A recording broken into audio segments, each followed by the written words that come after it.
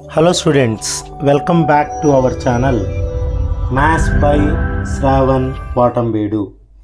ఈ వీడియో లెక్చర్లో మనం logical equivalence and laws of logic గురించి డిస్కస్ చేద్దాం. ఫస్ట్ లాజికల్ ఈక్వివాలెన్స్ అంటే రెండు ప్రపోజిషన్స్ మనం ఈక్వివాలెంట్ మీనింగ్ అంటే సింపుల్ మీనింగ్ ఏంటంటే ఈక్వల్ అని చెప్పడం. రెండు ప్రపోజిషన్స్ ఈక్వల్ అని చెప్పడాన్నే లాజికల్ ఈక్వివాలెన్స్ అంటాం.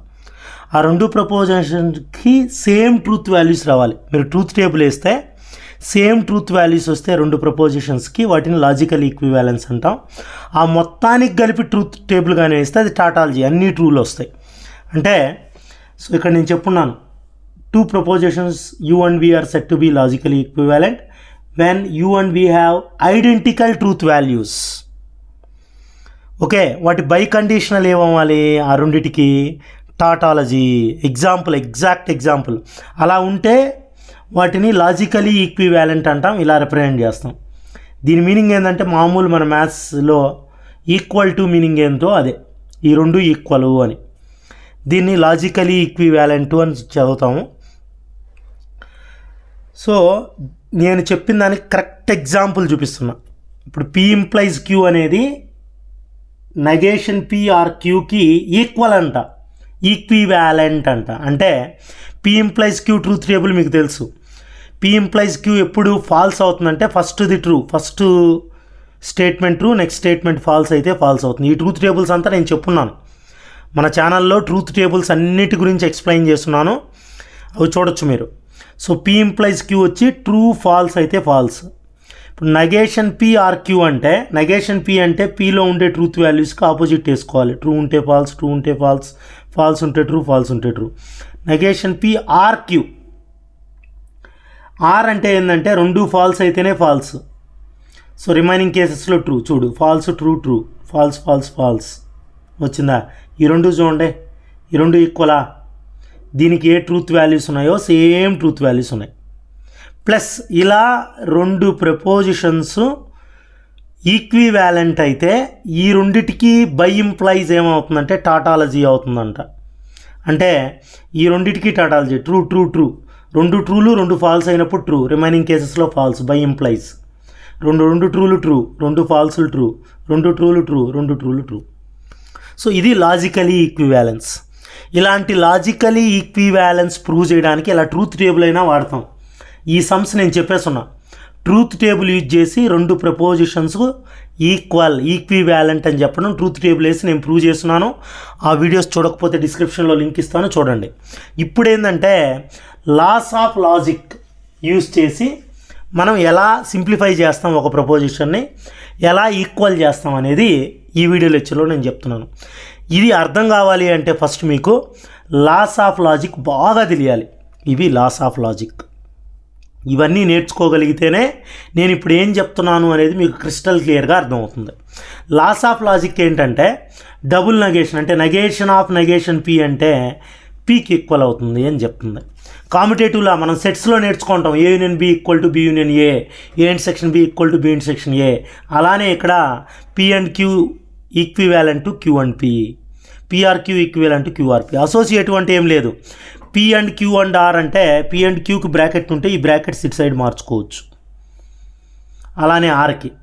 డిస్ట్రిబ్యూటివ్లా అంటే జాగ్రత్తగా P or R and P and Q, P or R and Q or R. అలానే ఇది కూడా డిస్ట్రిబ్యూటివ్లా పిఆర్ఆర్ అండ్ క్యూఆర్ఆర్ అలానే చేస్తాం. డిమోర్గన్ లా అంటే ఈ రెండింటికి బాగా యూజ్ చేస్తాం. ఈ రెండింటికి ఈ negation of P and Q ఉన్నప్పుడు, నెగేషన్ వెళ్ళినప్పుడు ఈ అండ్ ఆర్ అవుతుంది. Negation P or negation Q. Negation of P or Q అంటే నెగేషన్ పి ఆర్ అండ్ అవుతుంది. అలానే ఇవి కూడా డిమోర్గన్ లాస్, ఈ రెండు ఎక్కువ వాడుతుంటాం. ఐడెంటిటీ లా అంటే సేమ్ వస్తుంది. పిఆర్ఎఫ్, ఎఫ్ అంటే మొత్తం ఫాల్స్ ఉండేది, పిఆర్ఎఫ్ పి అవుతుంది. పి అండ్ టీ పిఏ అవుతుంది, సేమ్ వస్తుందని చెప్పడం. ఐడెంపోర్టెంట్ లా అంటే రెండు సేమ్ పీని ఆర్ చేస్తే పి వస్తుంది, పీని అండ్ చేస్తే పీనే వస్తుందని చెప్పేది ఐడెంపోర్టెంట్ లా. రెండు సేమ్ ప్రపోజిషన్స్కి ఆర్ పెడితే అండ్ పెడితే. ఇన్వర్స్ లా టాటాలజీ కాంట్రడిక్షన్ చూపించేది. పిఆర్ నెగేషన్ పి టాటాలజీ అవుతుంది, అంటే మొత్తం ట్రూలు వస్తాయి. పిఎన్ నెగేషన్ పి ఫాల్స్ అవుతుంది.